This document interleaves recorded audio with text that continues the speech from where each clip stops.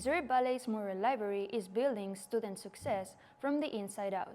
Welcome to KMVC News. I'm Laura Quero. Many changes are taking place in the Mural Library, both physically and in occupation status. KMVC's Colin Williams reports on the new updates that have and will come.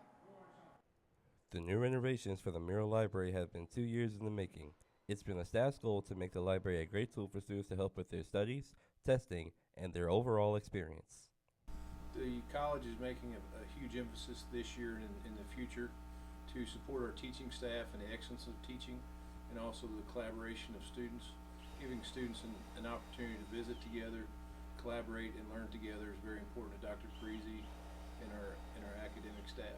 In addition to the renovations came a change in staff as well. Samantha Perkins was promoted as the Assistant Dean of Library and Academic Services over the summer, adding on to her original responsibilities. So I'm in charge of the library, reading and writing center, math center, study tables, testing center, supplemental instruction, and all that kind of lies in between. I've been tasked with being in charge of our renovation, all of the construction phases, and kind of the design and working with our designers. A building as old as Greg Mitchell Field, and it is still available for the student body and the Marshall community. Only soon there will be even more opportunities to benefit them. Colin Williams, KMVC News. The renovations are estimated to be done by the winter break or in time for the start of the spring semester. The South Division in the Heart of America Conference has 3 ranked football teams, and they're the 3 teams the Missouri Valley Vikings face in October: Baker, Mid-America Nazarene, and Benedictine, and the first 2 are on the road. The Vikings were trying to get their first win in Baldwin City since 2014, and they started quickly. Malik Brown took a Joseph Lepak pass 53 yards to the end zone and a 6-0 Valley lead. Baker kicked a field goal late in the first, but the Vikings answered with another long Malik Brown touchdown. This one covered 72 yards and the Vikings led 13-3. Brown had another big catch later and finished with 3 catches, 180 yards and the 2 touchdowns. Missouri Valley and Baker both scored field goals, and the Vikings led 16-6 at the half. But the second half belonged to Baker. Lepak was intercepted in the third quarter, and Baker returned it for a touchdown. The Wildcats held the Vikings to just 22 yards of offensive in the second half. Valley loses 26-16 and falls to 1-1 in conference play with a road trip to Olathe, Kansas, to play the Mid-America Nazarene Pioneers on the 19th, following a bye week. The Missouri Valley soccer teams were heading into the halfway point in the conference schedules on October 5th, with both teams at or near the top of the Heart Conference standings. And to stay there at the midway point meant getting through Mid-America Nazarene and William Penn. For the men, that meant first facing the defending national champions. Missouri Valley struck first off a corner kick. Kazuki Hashimoto scored his first of the season off the Sam Green corner to put Valley on the board 4 minutes in. MNU's Jackson Slavin tied it in the 29th minute, and that's how it stayed until the 88th minute when the Vikings converted another set piece. This time it was Jacob Adams from Chico Kiyomiya, and Missouri Valley wins 2-1. The Vikings improved to 5-0, setting up the weekend match against 5-0 William Penn in the Hearts game of the week. It was scoreless into the second half before Missouri Valley broke through. Malik Hasanovic settled the pass from Oliver Baladi and shot it past the Penn keeper. The Statesmen squirted it and won in the 68th minute, but Valley recaptured the lead in the 18th minute on Luca Perendija's second goal of the season. A Penn miscue led to a Missouri Valley rush. Yoshiki Igarashi slid the ball to Sam Green, who scored his team-leading 10th goal of the year, and Missouri Valley wins the Battle of Unbeatens 3-1 to take over sole possession of first place in the conference. The Vikings are 3 points clear of 5-1 William Penn, with a tiebreaker, and 7 points clear of third place Benedictine. Next up is Grandview on the 12th. For the Missouri Valley women's soccer team, the distance between first and sixth in the Hart Conference was just a few points heading the games on the road against Mid-American Nazarene and William Penn, so the Vikings were trying to keep pace with the top teams and possibly distance themselves from the rest of the pack. The Hart's Offensive Player of the Week to end September continued her scoring streak into October. Judith Ferrer scored in the 26th minute to give the Vikings a 1-0 lead, and that was all the offense Valley would get and would need.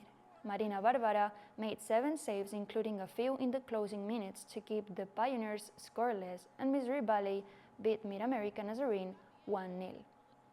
That's Ferrer's 5th of the year and 3rd in 2 games, and it was Barbara's 6th game on the year without surrendering a goal.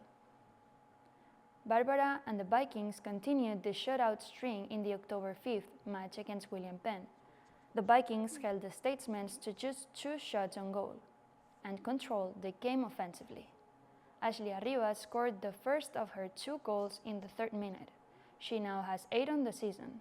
Ferrer continued her scoring streak with a pair of goals, the first in the 33rd minute of an Fabiana Vázquez assist. Ferrer has 5 goals in her last 3 games. Amaya Ave, Marlene Flores, and Marta Carrasco also scored in a 5-goal second half for Missouri Valley. And the Vikings win 7-0. Missouri Valley is 5-0-1 and 2 points behind unbeaten and untied Benedictine. The Vikings host the Ravens on the 9th, and that game is available on the Viking Sports Network. The Missouri Valley College women's volleyball team opened October against the Baker Wildcats, trying to stop a 2-game losing streak. The Wildcats went into the match having dropped 4 of 5. Valley won the first set, but never had the lead in the second or third sets. The Vikings won the fourth and sat tied at 10 in the 5th set, but the Wildcats took 5 of the last 7 points, taking the match 3-2.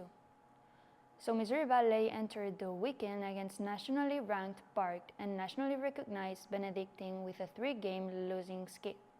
The Vikings led the first set against the 14th ranked Pirates 22-13 and didn't win another point. Park rattled off 12 straight to take the first and won 11 of the first 12 points of the second set.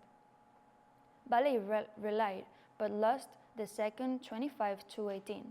Valley led the third 21-11, but this time closed out the set winning 25-12.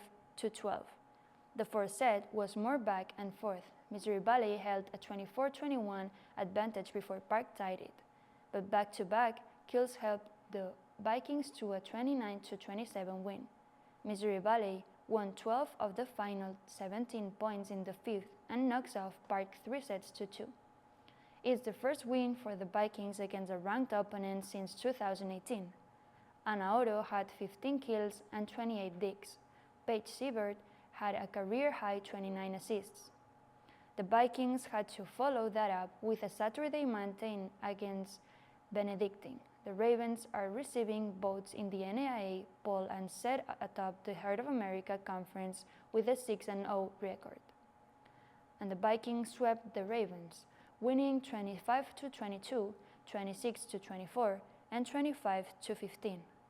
Otto had 12 kills, 21 digs, and 2 aces.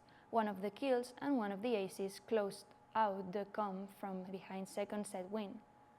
Valley is now 4-3 in conference play and had its best back-to-back showing against nationally recognized teams that KMVC News could find.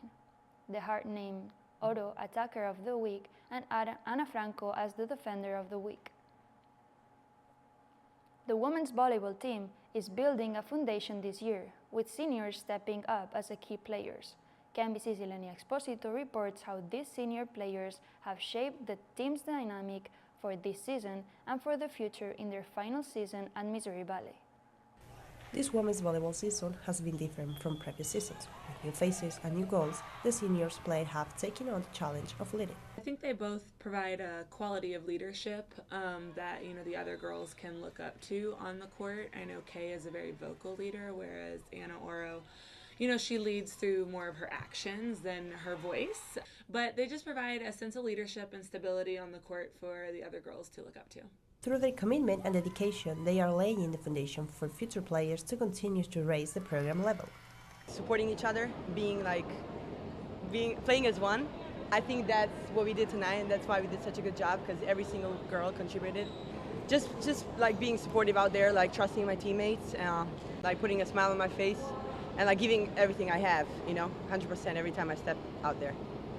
With each victory and each challenge, the volleyball team continues to build a future full of opportunity. With a good coach and a good bench and everything, and it's easy to handle, honestly, because we have a good setup of players in court and outside. So if you make a mistake, you can count on someone else. So I think it's a main thing, just trust between us. I think that's like a huge part in it, just communication and hassling and having a positive attitude, and just like it connects people, all around in the court, on the bench. So I think it's a big deal.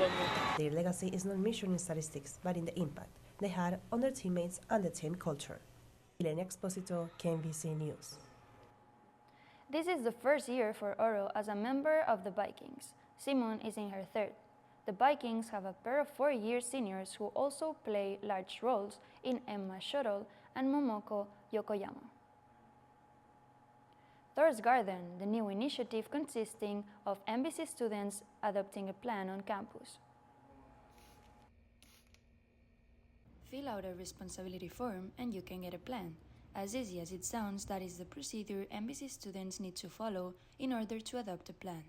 From aloe and arrowheads to Chinese evergreen, a huge variety of plants offered by the non-profit Leadership Alliance in collaboration with the English department. Positive impact that plants have on college students in terms of mental health primarily. Their adjustment to college, it helps with homesickness, it obviously makes their rooms more attractive, but it also helps with depression and anxiety. Well, we've already given away over 100 plants, and as you can see, we have a whole nother group that are ready to find new homes on our campus. This initiative is also an opportunity for students to learn how to take care of a living being in their dorms.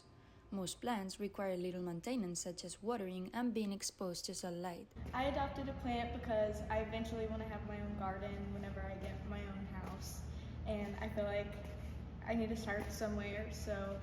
By the end of the semester, students get to keep their plants for life in case they want to. However, if the circumstances don't allow it, they can always give them back. Students wanting more information about Thirst Garden can contact Roth, whose office is located in the Ferguson Center. Missouri Ballet hits midterms and is considering a project to celebrate its athletic and academic past. That's for next week. Thanks for watching. I'm Laura Quero, and this is KMVC News.